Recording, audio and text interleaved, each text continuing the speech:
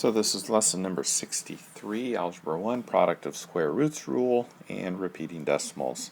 So let's just real quickly talk about the product of square roots rule. And what that means is if we have a square root of 2 times the square root of 5, we can write that as the square root of 2, square root of 5, just next to each other without putting a sign. And that is the square root of 2 times 5. We just multiply the numbers under the radical and put them under one radical. But that also means I can go the other way. I can take the square root of 20 and write that as the square root of 4 times the square root of 5. Or I could write it as the square root of 2, square root of 10. Okay, so you can write that in many different ways, but you can break it down into 2 square roots just like that.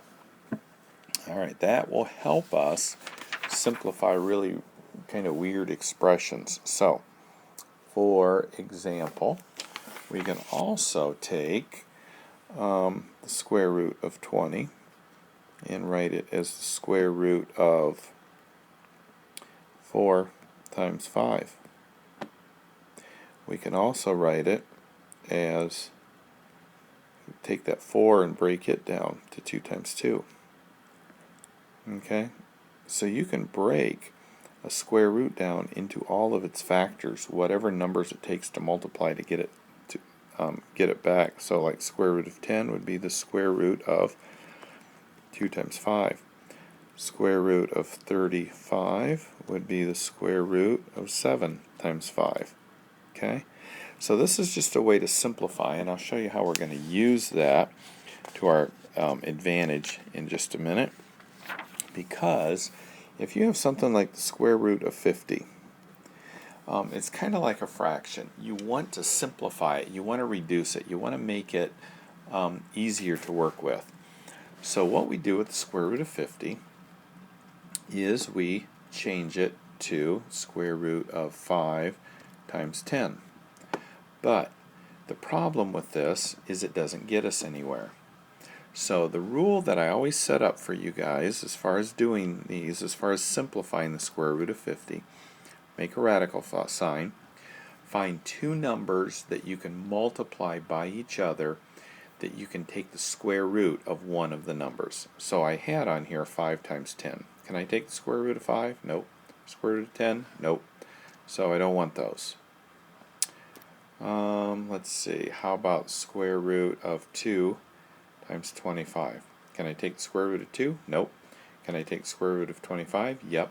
So I'm going to take the square root of 25, and that is what? 5. And because I can take the square root, there's no radical sign. So this becomes 5, square root of 25. Could we take the square root of 2? No, so it has to stay in the radical sign. This is the simplified version of that. And if you want to test to see if you did it correctly, take the number that you pulled out, square it, multiply it by this, and see if you get the 50. 5 times 5 is 25, times 2 is 50. Alright, let's try 18. Square root of 18 equals the square root of 6 times 3. Can I take the square root of either one of those? No.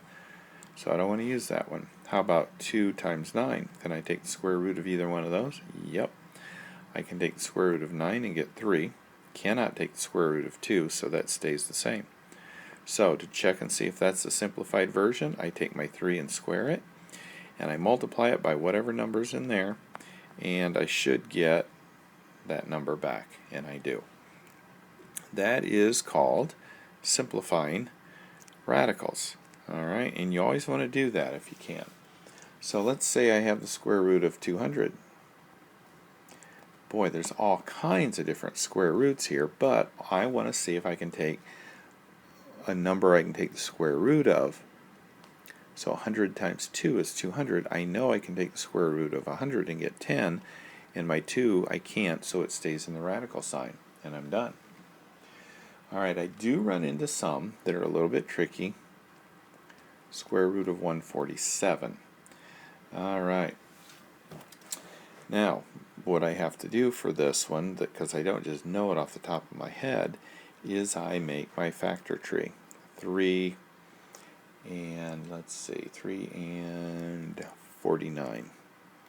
Then 7 and 7. So this equals 3 times 7 times 7. Okay, so here's another trick.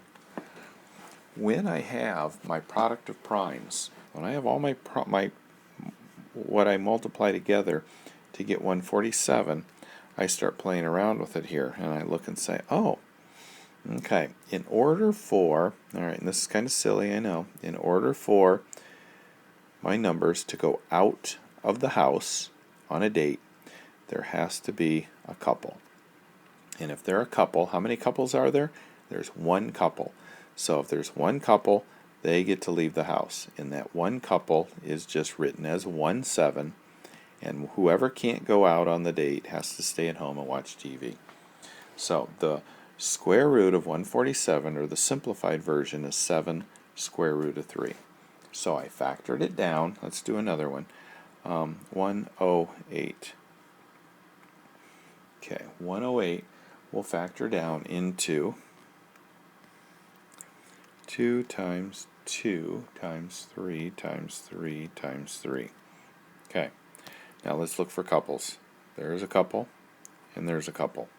So I can move both of those couples out. And who's left? 3. He's all by himself.